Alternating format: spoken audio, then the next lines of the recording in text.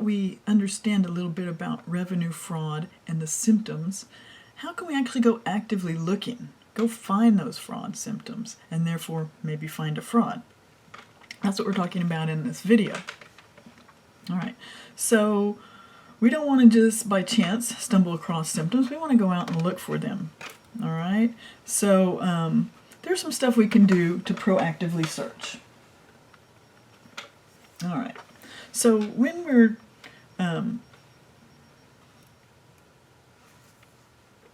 searching for frauds, our first set of symptoms can be analytical symptoms, and we talked a little about that. Typically, we analyze financial statement balances and, of course, the relationships within them, and then we compare those to information outside the financial statement. So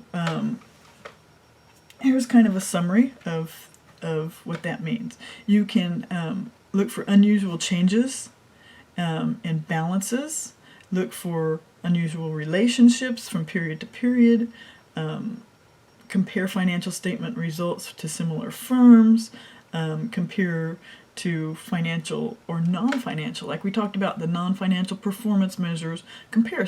What you're looking for is, do things make sense in these financial statements, right?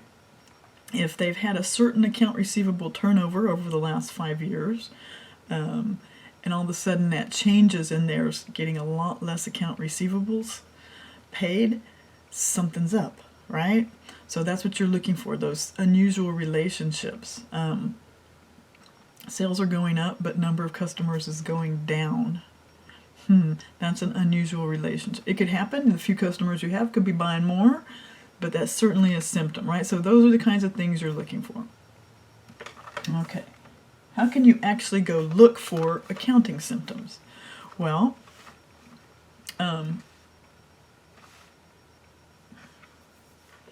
you can search for things. So you can get your software to sift through the journals and look for entries that are possibly fraudulent, right? So you can ask it to search for transactions. So you can use your IDEA, your ACL. You can use your software to search for transactions. Now you can find transactions over a certain amount. Transactions that don't conform with Benford law. Transactions at weird times, right? So if the CFO is doing the transaction, you can search that because all these people will have system sign-ons that identify who performs the transaction. Just like with SAP, I can tell by your SAP number who's doing the transaction. So as an auditor, a fraud investigator, you could tell, the CEO's accounting identification number, whatever they use at their company, their sign-on. And so why is the CEO doing any transaction? They do often do a few adjusting type entries that wouldn't be completely out of the picture, but posting sales transactions, probably not. Who did it? What was it for?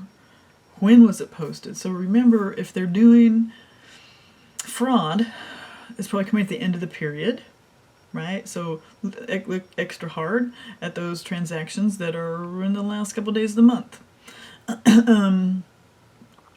Also, is it like at midnight? Is it on weekends? Is it on weird days when the accountants aren't working?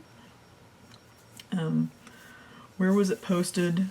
Why was it posted? So looking at those journal entries themselves and picking out in your mind, okay, what would be a weird thing? And then go look for that, right? So anything posted by executive management, that would be strange. Go find all those. Anything in a round amount. Your software can actually look for this. Anything over a certain amount, anything in a rounded number. You can actually program your software to do all of these searches, and it'll come back with the transactions that match what you tell it to look for. So just search in those journals and see what's out there. Great way to do that.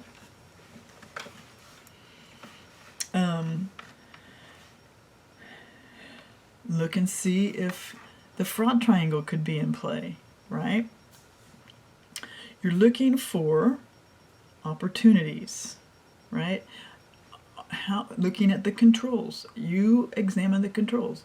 Are there overrides, right? Has management overridden the controls? right? What are the pressures? Does management have pressure to meet numbers, right? Are the expectations for their revenues higher than they're actually making, and then all of a sudden it turns out that they made them, right? So there's pressure to make numbers at these companies.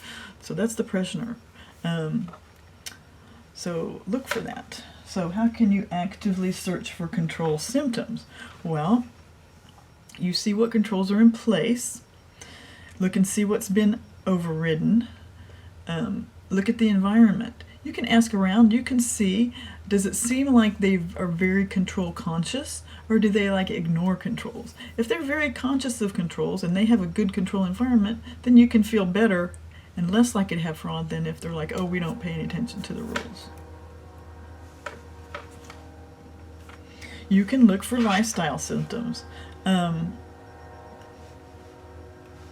You can ask questions. How does things work here? How are executives compensated? Of course, in public companies, that's public record. You can look up how they're compensated. At least the top 5. Ask around. How's management? Who's on the audit committee? Ask people. What do you think's happening? Go to the accounting department. If somebody were going to commit fraud here, how would they do that? What do you think's happening? What have you seen that would lead you to believe there was some issues? So people are usually willing to talk if they feel like people are cheating or committing fraud. They are oftentimes willing to talk about that.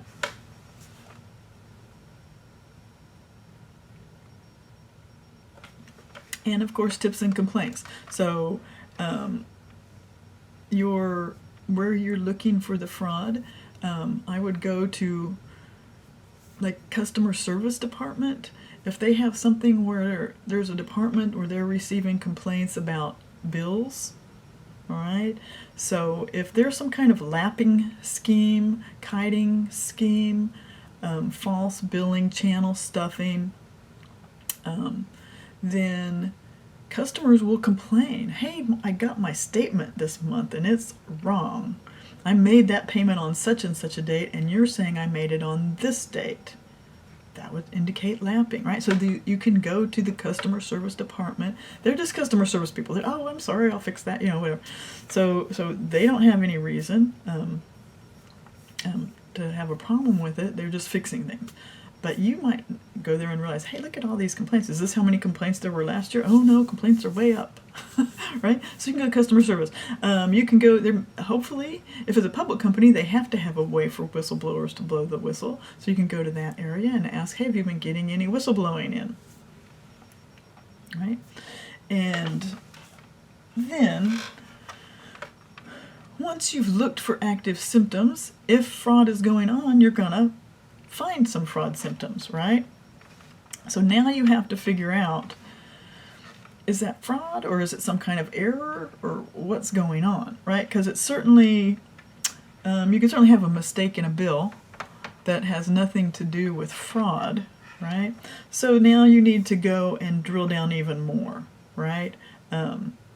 Go get the underlying documents for that transaction. Find it. Are there some similar transactions to that same customer that was the original? Okay, well, this looks like it's a fraud. Are there other transactions with this customer? And then go find. So now you need to go drill down a little bit. If you find a fraud symptom, it doesn't mean there's fraud, right? What you got to get now is the proof of the fraud, and go get the accounting documentation and everything that will show you if there's fraud. Okay, so that's it for revenue recognition fraud. When we come back on the next video, we're going to talk about inventory fraud.